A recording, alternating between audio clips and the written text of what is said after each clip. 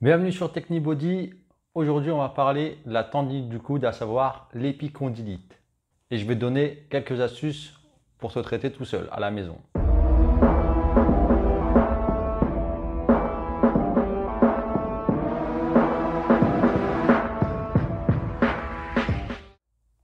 Alors avant de commencer, n'hésitez pas à vous abonner à la chaîne, comme ça vous pouvez recevoir toutes les notifications des prochaines vidéos.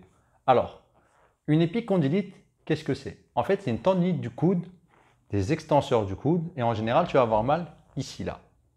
En général, ça apparaît dû à une sursollicitation du tendon.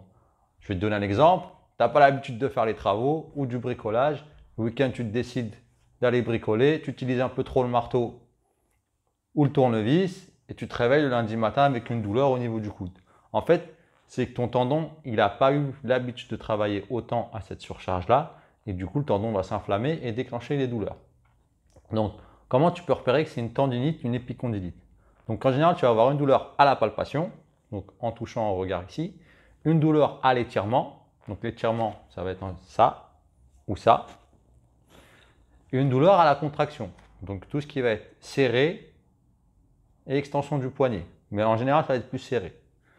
Donc, pour le traitement, c'est assez simple. Les 2-3 premiers jours, il va falloir te mettre un peu au repos, voire mettre un peu de glace pour diminuer le phénomène inflammatoire.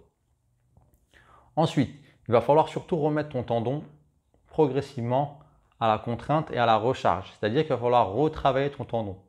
Plus tu mets ton tendon au repos longtemps, moins il a de chances de guérir.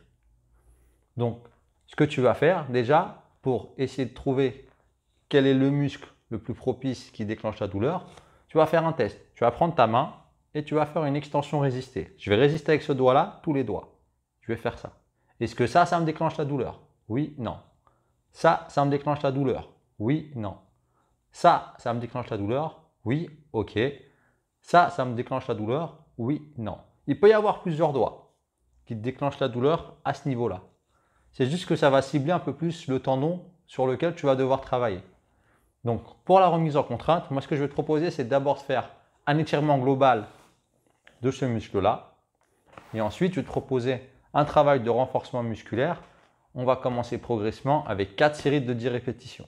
Donc, pour l'étirement, tu prends ton pouce, tu le mets à l'intérieur et tu tournes le poignet.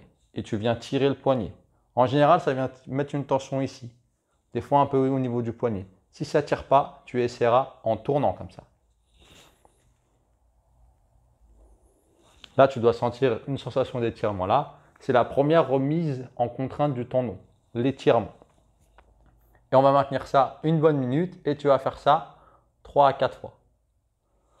Ensuite, on va commencer les contractions résistées. Donc, si par exemple, j'avais plus mal sur ce doigt-là, comme tout à l'heure à la contraction, ce que je vais faire, c'est que mon doigt, il va pousser là. Je vais pousser vers moi. Ce doigt-là, il va résister.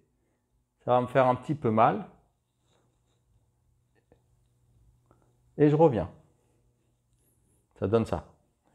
En haut, je pousse. Là, je résiste. 2, 3. Et je vais en faire 10 comme ça. 4, 5. Et je vais faire 4 séries de 10 répétitions.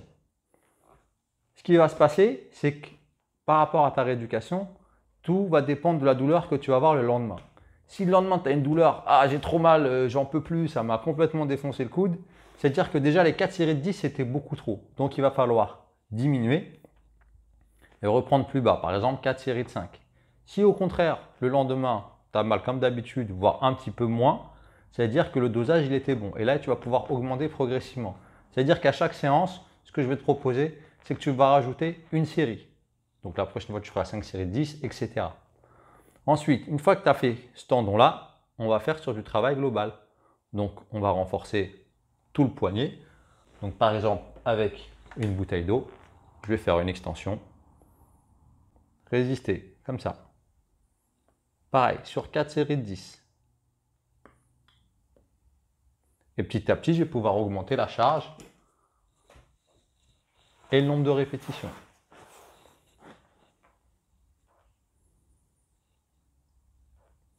Donc, ce qu'il faut respecter, c'est la surcharge progressive. Donc, je commence par 4 séries de 10. Chaque jour, je rajoute une série et petit à petit, j'augmente la charge. Et normalement, si tu as bien fait tout ça, tu devrais avoir de moins en moins mal. En tout cas, ne pas avoir plus mal le lendemain de la séance. Si tu as plus mal, c'est que la veille, tu en as trop fait. Donc, tu diminues et tu recommences. Voilà. Si ça t'a plu, laisse-moi un commentaire, un petit pouce en l'air. Et je te dis à bientôt. Allez, à plus, ciao. Yeah. One shot, that's all you got. Take it right now, before you get lost, yeah. One shot, that's all you got. Write your own story, you control the plot, yeah. One shot, that's all you got. Could drop dead now of a fucking blood clot, yeah. One shot, give it all you got. And never back down, no, I'm never gonna stop, yeah.